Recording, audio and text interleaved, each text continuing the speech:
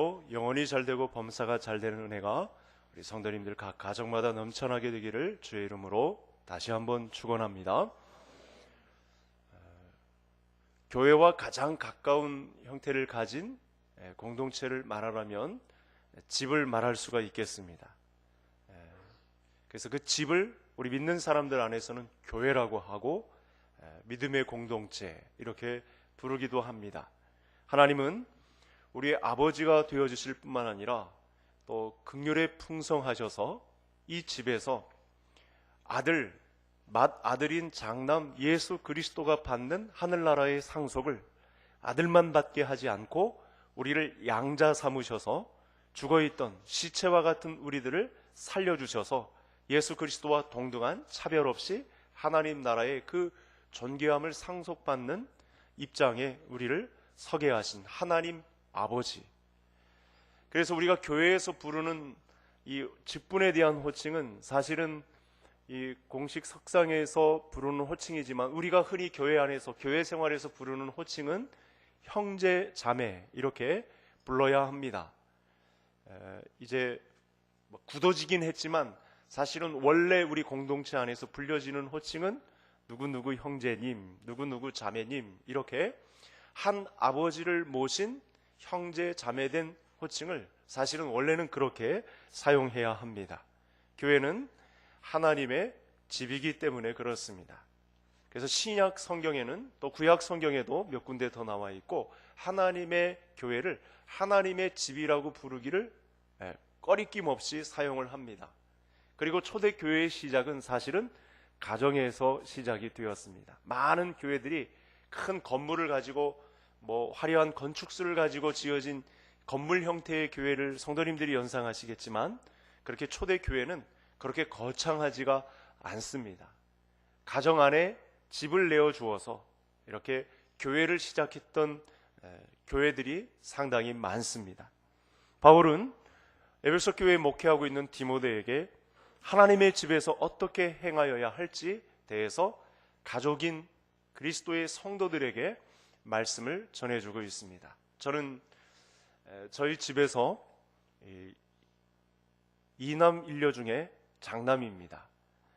그래서 고향에서 이제 대학 진학할 시기가 이르자 부모님이 결단을 하셨습니다. 저를 떼어놓지 못하시고 아마 그런 생각을 하신 것 같아요. 저놈은 혼자 떼어놓아서 공부시키면 저놈은 반드시 타락할 것이다. 이렇게 부모님들이 아마 그렇게 보신 것 같습니다. 그래서 결단을 하시고 이제 재산 다 정리하셔서 이 도시로 나오셨습니다. 저 하나 가르쳐 보겠다고 정든 고향을 등지시고 모든 재산을 다 파시고 결단을 하고 이곳으로 이제 나오셨습니다. 남동생은 또 일찍 대학 진학을 포기하고 직업전선에 일찍 뛰어들어서 가족이 정착하는데 이렇게 도움을 주었고요. 또 아버님께서는 이렇게 시골에서 농사를 많이 짓느라 너무 힘드셨는지 도시 생활에 적응을 잘 못하셨고 그에 따라서 질병을 얻으셔서 한참 동안 이렇게 고생을 많이 하셨습니다. 저희 여동생도 또 진학할 시기가 이르자 가정 형편을 보고 이 돈이 많이 안 드는 국립학교로 또 이렇게 눈치를 보고 진학하는 그 모습을 제가 이렇게 지켜보았습니다. 그래서 저는 항상 부모님과 우리 동생들에게 죄를 지은 심정으로 그렇게 살았습니다. 근데 저는 지금까지 우리 부모님과 동생들이 저를 향해서 원망의 말을 하거나 비꼬는 말을 하거나 형이 오빠가 그래서 나는 이렇게 마음이 아팠다 하는 그런 소리를 들어보질 않았습니다. 제가 부모님과 동생들의 속사정을 다 헤아렸다고 할 수는 없지만 그래도 어려운 시절에 이렇게 묵묵히 버팀목이 되어 주었습니다.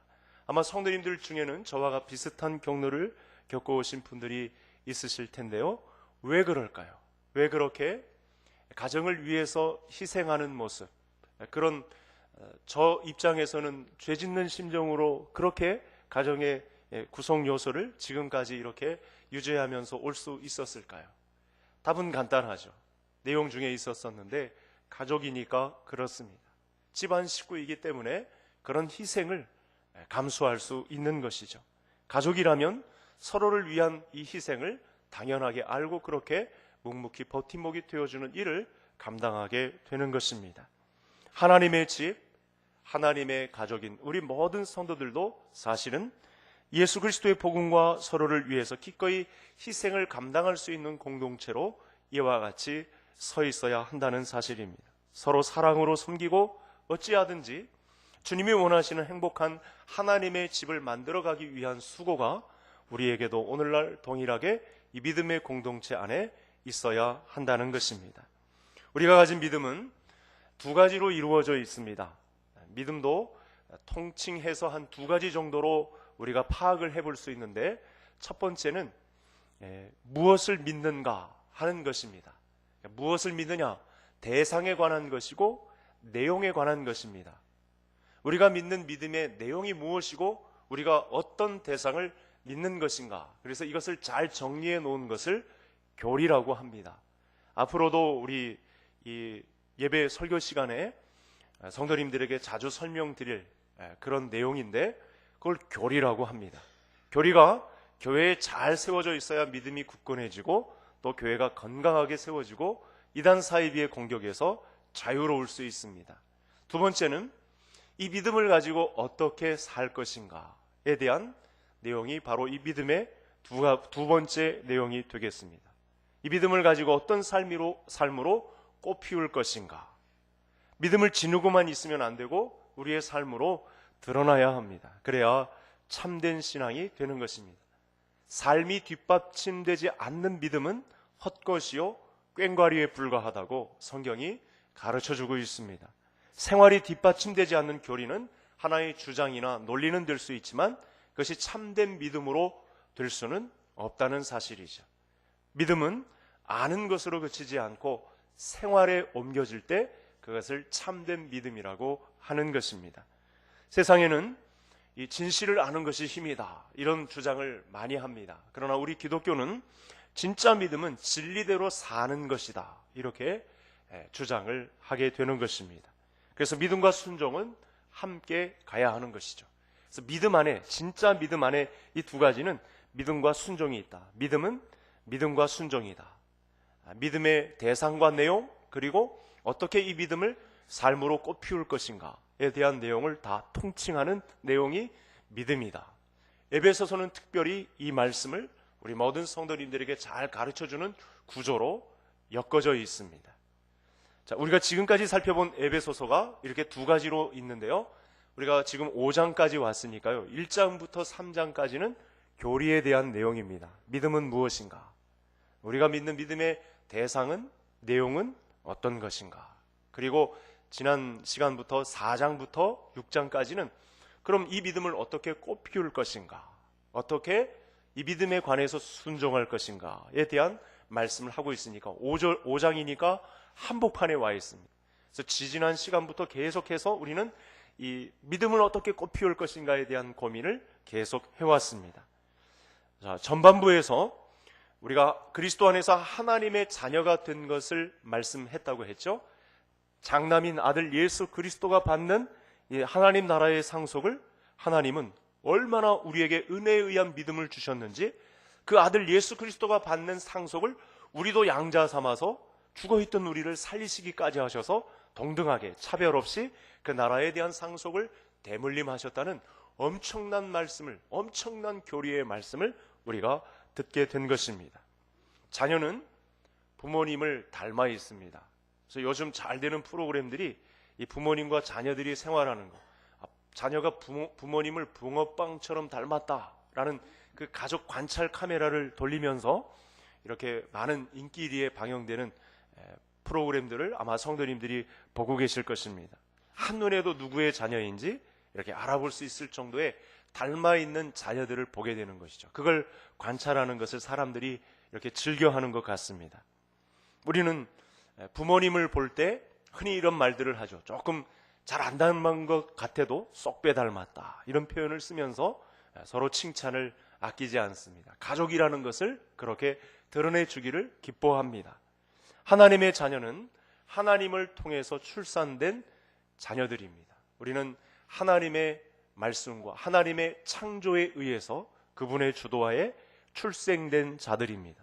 그래서 하나님의 자녀는 하나님을 닮아 있습니다. 이것이 정상입니다. 중간에 첫사람이 실패를 해서 이 부분에 손상이 갔지만 다시 이 문제를 아들 안에서, 아들 예수 그리스도 안에서 복권시켜 주셔서 다시 하나님을 닮은 자녀의 삶을 살아갈 수 있도록 은혜로 말미암은 믿음으로 우리에게 이 놀라운 믿음의 현장을 우리에게 공개하셨다는 사실이죠. 자, 그러면 오늘 말씀에서 주신 어떻게 이 믿음을 꽃피울 것인가에 대한 말씀을 이어가겠는데 1절 말씀을 다 같이 함께 읽겠습니다. 그러므로 사랑을 받은 자녀같이 너희는 하나님을 본받는 자가 되고. 그래서 이 말씀을 제목으로 삼았습니다.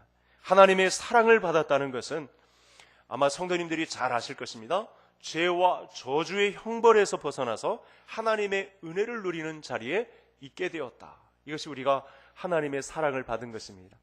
계속해서 지금 세 번째 벌써 설명을 드리고 있는데, 죄와 저주에 처해 있던 우리를 아들 예수 그리스도가 누리는 하나님 나라의 그 상속 고난, 왕자, 왕이 되는 그 놀라운 상속을 아들 예수 그리스도와 함께 동등하게 받았다는 이 사실은 사랑받는 자녀가 되었다는 것이죠. 하나님이 우리에게 주신 것이 그렇게 만만치 않습니다. 그래서 이 부분에 있어서는 저와 성도님들이 신분의 변화가 일어난 것입니다. 죄와 저주의 사망의 권세 아래 눌려있던 자가, 아무것도 아니었던 자가, 죽은 시체에 불과했던 자가 하나님 나라의 상속 고난을 받는 왕의 위치까지 우리가 올려지게 되었다는 것, 놀라운 신분의 변화가 있었다는 것입니다. 이 모든 일은 하나님을 닮아서 그렇습니다. 하나님이 천하 우주 만국의 왕이시기 때문에 우리도 자녀 삼으셔서 하나님을 닮은 이 통치 고난을 맡기시는 하나님의 놀라운 은혜가 우리 가운데 있게 되었다는 사실을 지금 1절에서 이렇게 말씀하고 있습니다. 그런데요, 여러분, 옛사람의 흔적이 우리에게 많이 남아 있어 가지고 하나님을 닮지 않으려는 움직임이 얼마나 많은지 모릅니다. 아마 성도님들도 한 주간 살면서 이 문제가 가장 크게 고민이 되었을 것입니다. 우리 사람들은요, 자연 상태로 그대로 놔두면 옛사람으로 후패해집니다. 온갖 더러운 것과 음행과 나쁜 것들만 닮아가지고 이 세상 가운데 거하게 됩니다. 제가 이렇게 자녀들을 양육하다 보면 잘할 때도 있지만 못하는 모습이 우리 세 자녀에게 나타나는데, 제가 함부로 말을 할 수 없는 것이 그렇게 못되게 구는 그 모습 속에 제 모습이 발견되기 때문에 그렇습니다. 부패했기 때문에 사람은 시간이 지날수록 자꾸만 더 빠르게 악화합니다. 그러니까 믿음의 삶은 가만히 내버려 두면요, 결국은 후퇴하고 맙니다. 자연 상태로 그대로 내버려 두면 얼마나 나쁜 짓을 많이 저지르는지 모릅니다. 그게 즐겁다고, 그게 행복하다고 막 옛사람에게 권하기까지 하면서 야, 이게 얼마나 좋으냐, 이런 식으로 옛사람의 생활 방식을 자꾸만 취하려고 합니다. 그래서 교회에서 우리 성도님들에게 새로운 프로그램이 나가거나 또 성경 공부나 어떤 내용을 하자고 할 때는 바로 이 옛사람의 방식으로 돌아가지 말고 하나님의 가족이니 하나님을 닮은 자녀로서 이와 같은 삶의 방식을 취해야 합니다 라는 그런 프로그램이 나가는 줄 알고 우리 성도님들이 교회에서 제시하는 프로그램에는 적극적으로 이렇게 참여를 하셔야 하는 것입니다. 그래서 날마다 하나님을 본받고 하나님을 닮는 수고를 하나님의 가족이니까 집안 식구들끼리 자연 상태, 옛사람으로 돌아가지 말고 새로운 신분의 변화를 일으켜 주신 하나님 앞에 하나님의 집의 새로운 식구처럼 거기에 하나님을 닮는, 아버지를 닮는 수고를 계속해서 감당해야 된다라는 말씀을 지금 이 시간 우리에게 주고 있는 것입니다. 그러기 위해서는 하나님의 능력을 힘입어야 하기 때문에 성도님들 하나님의 말씀을 가까이 대하고 또 기도하는 자리에 서셔야 하고 또 성도의 관계를 어떻게 좋게 할 것인가, 사랑의 관계에 힘을 써야 하고, 그래서 공동체의 사람으로 자꾸 서야 하고 한 영혼을 건지는 사역의 방향까지 우리 성도님들이 이렇게 온전한 사람으로 균형을 이루어서 조화를 갖추어서 하나님의 집에 식구된 이 신분의 변화를 드러내야 한다는 사실을 말씀하고 있는 것입니다. 자, 그러면 이 부분에 관한 내용을 오늘 말씀에서 어떻게 주셨는지 말씀을 통해서 살펴보겠습니다. 우리 화면을 먼저 보시고 2절 같이 읽겠습니다. 그리스도께서 너희를 사랑하신 것 같이 너희도 사랑 가운데서 행하라. 그는 우리를 위하여 자신을 주사 향기로운 제물과 희생 제물로 하나님께 드리셨느니라. 아멘. 하나님의 가족된, 하나님의 자녀들 된 사람은 하나님을 닮아서 반드시 사랑 가운데 행하게 되어 있습니다. 하나님은 자체가 사랑이시기 때문에, 하나님은 사랑이시라 라고 하셨기 때문에 우리가 사랑을 실천하며 살아야 할 이유는 하나님이 사랑의 실체가 되시기 때문에 그렇습니다. 예수님은 우리들을 말로만 사랑하는 것이 아니라 자신을 버리사 향기로운 제물과 희생 제물이 되기까지 우리를 사랑하셨습니다. 본을 보이신 거죠. 이렇게 사는 것이 하나님의 자녀의 삶이다. 이렇게 사는 것이 공동체의 사람이다. 하나님이 열어놓으신 새로운 사회의 구성원들이 살아야 할 첫 번째 방식은 사랑으로 행하는 것이다. 이렇게 말씀을 주신 것입니다. 성도님들이 또 경험하셨겠지만 세상에서의 삶의 방식은요, 상당히 이해타산이 섞여 있습니다. 상당히 계산적입니다. 여기서 벗어날 수가 없습니다. 가장 가까운 부부간에도요, 이 사랑 가운데서 행하지 않으면 성격이 맞지 않는다. 집에 갖다 주는 것이 별로 없다. 남편이 능력이 없다. 이렇게 닥달하고 쪼고 불평하고 원망하고 하는 그 자리에 들 수밖에 없는 것이죠. 그래서 세상의 사랑은 받는 것만큼만 돌려주는 수준에 머무릅니다. 사랑을 한다고 한들 다 이해타산적이고 계산이 섞여 있는 것입니다. 그런데 오늘 하나님의 집에 있는 성도들의 사랑은 예수 그리스도를 본받아 희생 제물이 되고 향기로운 제물이 되는 데까지 나아가는, 자기를 버리기까지 하는 사랑으로 가는 것이 하나님의 집의 사람들의 정상적인 믿음이다. 이렇게 말씀을 주고 있습니다. 여러분, 우리가 왜 예수님을 본받는 자리까지 나아갈 수 있냐 하면 나를 구원하시기 위해서 자기 자신의 생명까지 버리시고 스스로 제물이 되신 사랑 때문에 가능한 것입니다. 아마 성도님들 중에는 이 믿음이 의심이 되는 분들이 있을 텐데 오늘 이 말씀의 의식을 한번 불식시키는 강한 확신 가운데 서기를 원하는데, 하나님의 은혜에 의한 믿음은 우리를 아들 예수 그리스도를 닮은, 나 자신을 버리고 다른 사람들을 사랑할 수 있는 놀라운 현장에 우리를 세워주셨다는 사실을 우리가 말씀 가운데 누릴 수 있다는 것입니다.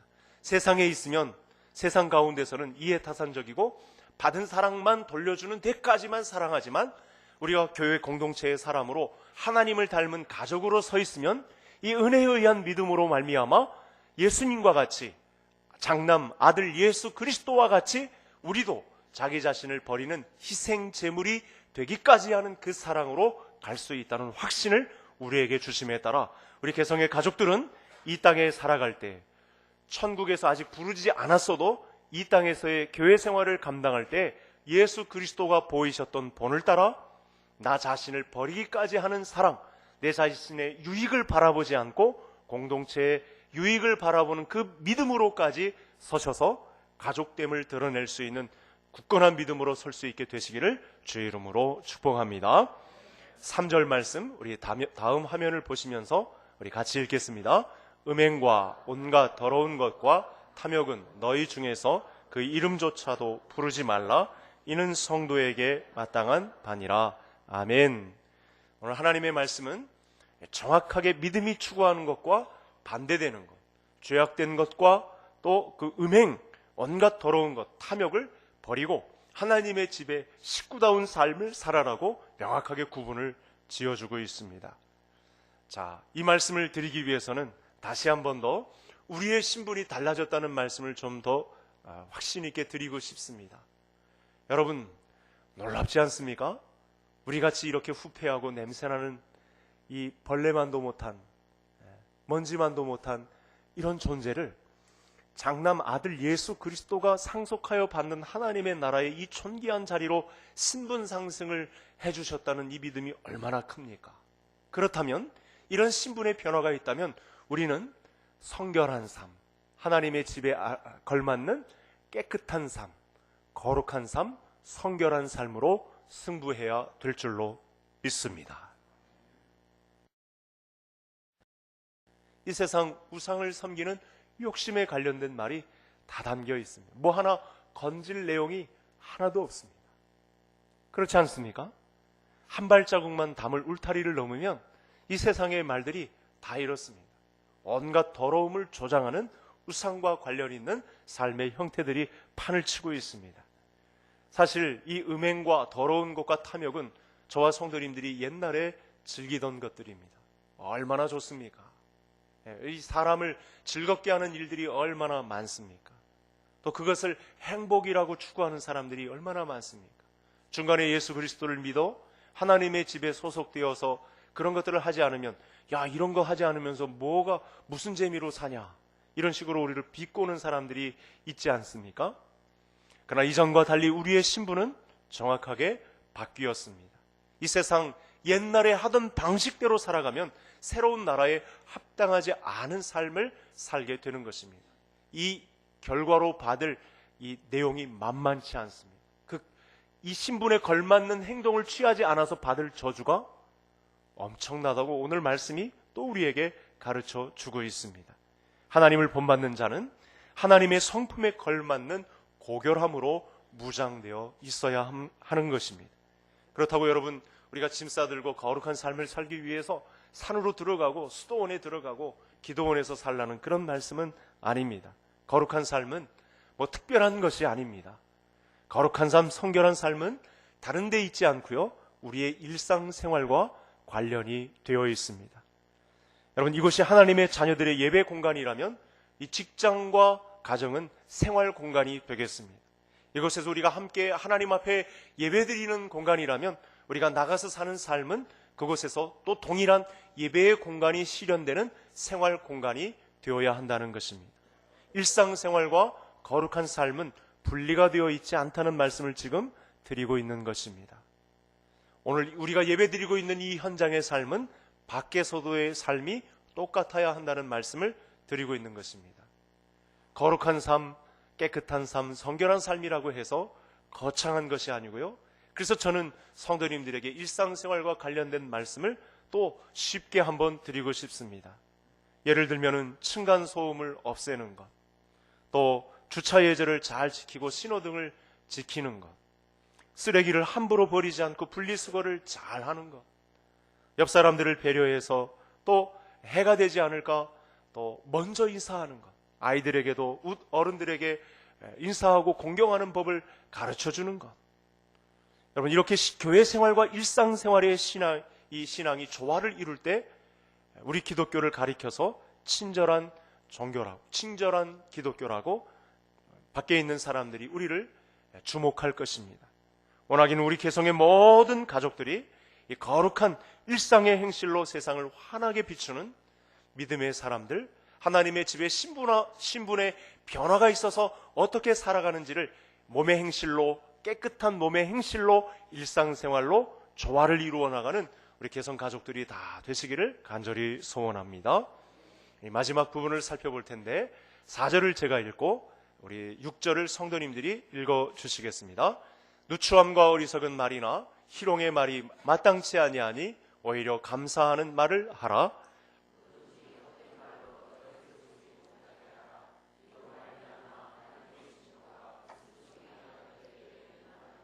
아멘. 사람의 말은요, 이 마음속에 있는 말이 밖으로 나오게 되어 있습니다. 그냥 막 술술 터져 나오는 게 아니고 마음속에 있는 말이 아무리 많은 말, 정말 세련된 말, 화려한 말들이라도 사실은 마음속에 있는 것이 터져 나오게 되어 있습니다. 부인할 수 없는 사실입니다. 작은 한 마디의 말이 남을 쓰러뜨리는 무기가 될 수 있고 영혼을 살리는 아주 좋은 말이 될 수가 있습니다. 구원을 불러오는 아주 좋은 말이 될 수 있습니다. 그래서 우리는 행동과 말을 조심해야 합니다. 여러분, 오늘 이 마지막 부분에 해당되는 말씀을 보시면서 느끼는 것이 없나요? 지난 시간에도 이 부분을 다뤘잖아요. 그렇죠? 언어 생활의 변화에 관해서 지난 시간에도 살펴보았거든요. 그러니 언어 생활에 변화가 있어야 된다는 이 외침을 우리가 잘 들어야 하겠습니다. 제가 아는 권사님 중에 정말 신앙생활을 잘 하셨어요. 이제 연로하셨는데, 은퇴하셨는데 많은 사람들로부터 이렇게 칭찬을 듣는 그런 믿음 생활을 해오셨어요. 근데 좀 죄송한 표현을 하니까 우리 성도님들이 양해를 바라고 들어주십시오. 노년에 치매가 드셨는데 욕하는 치매가 드셨어요. 그러니까 얼마나 안타까운지 몰라요. 그러니까 그렇게 되니까 예전에 그 아름다웠던 신앙생활은 온데간데 없고 욕을 막 수시로 해대니까 예전 신앙이 다 이제 다 까먹게 되는, 많은 사람들 앞에 이렇게 서로가 눈치를 보게 되는 그런 과정에 있는 것입니다. 하나님을 본받고 하나님의 집에 머무른 사람은 말부터 바뀐 사람입니다. 말에, 혀에 할례가 쳐진 사람입니다. 세치혀에 약 9cm인데 사람을 살리기도 하고 죽이기도 하는 이런 말이 담겨 있습니다. 오늘 이 시간을 통해서, 오늘을 기점으로 해서 우리 성도님들은 신분의 변화가 일어났다. 아들 예수 그리스도가 받는 그 상속의 자리에 우리를 이끌어 놓으셨으니 하나님의 집의 공동체에 사용하는 언어가 달라져야 한다는 이 간절한 외침이 우리 성도님들에게 그대로 나타나서 한마디 한마디 바로 바꿀 수는 없으니까 어떻게 변화를 이룰까? 오늘 말씀에서 보니까요, 저를 따라 하시겠습니다. 감사의 말을 하라. 저를 다시 한번 따라 하겠습니다. 감사. 예, 저도 목사임에도 불구하고 예전 옛 습관이 막 살아날 때가 있습니다. 그러면 미리 준비 운동을 합니다. 제가 배운 것이기 때문에 하는 것인데 사실은 이렇게 두 마디로 하지 않고 감사 이렇게 되뇌이면서 이 언어 생활에 실수가 없도록 그렇게 하는 방법을 쓰고 있습니다. 성도님들에게 오늘 말씀이 더 잘 들려지기 위해서 제가 쉬운 방법을 알려드렸으니까 우리 성도님들 원망과 불평과 시비와 저주의 말이 자꾸만 가시돋치게 나올 때마다 감사라는 이 문구를 잘 떠올리시고 신분 변화에 걸맞는 언어 생활을 감당하는 성도님들 되시기를 바랍니다. 오늘 세 가지를 말씀을 드렸습니다. 믿음은 두 가지를 내용한다고 얘기했는데 믿음의 대상, 믿음의 내용이 무엇이었고 우리 이제 벌써 생활편에 들어섰습니다. 이 믿음을 어떻게 꽃피울 것인가? 그 믿음은 아는 것에 그치지 않고 대상과 내용에 그치지 않고 이 믿음을 어떻게 실천할 것인가에 대한 내용을 우리가 살펴보았더니 첫 번째는 주의 사랑을 실천하는, 행하는 자가 되어야 하고 두 번째는 깨끗한 생활을 해야 하고 마지막에는 무슨 생활을 변화가 있어야 된다? 언어 생활에 변화가 있어야 한다라는 말씀을 주었습니다.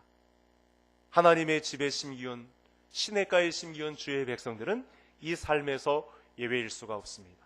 예전 생활이 자꾸만 치고 올라치면 오늘 말씀을 반드시 기억하시고 신분에 걸맞는 하나님을 아버지로 모시고 한 식구 한 가정이 된 우리가 희생 제물이 되고 기꺼이 나 자신을 버리는 데까지 나아가는 사랑, 깨끗함, 언어 생활의 변화 반드시 이루셔서 하나님이 원하시는 주님의 교회를 일구어 나가는 길에 앞장서는 우리 개성 가족들이 다 되시기를 주의 이름으로 축복합니다. 하나님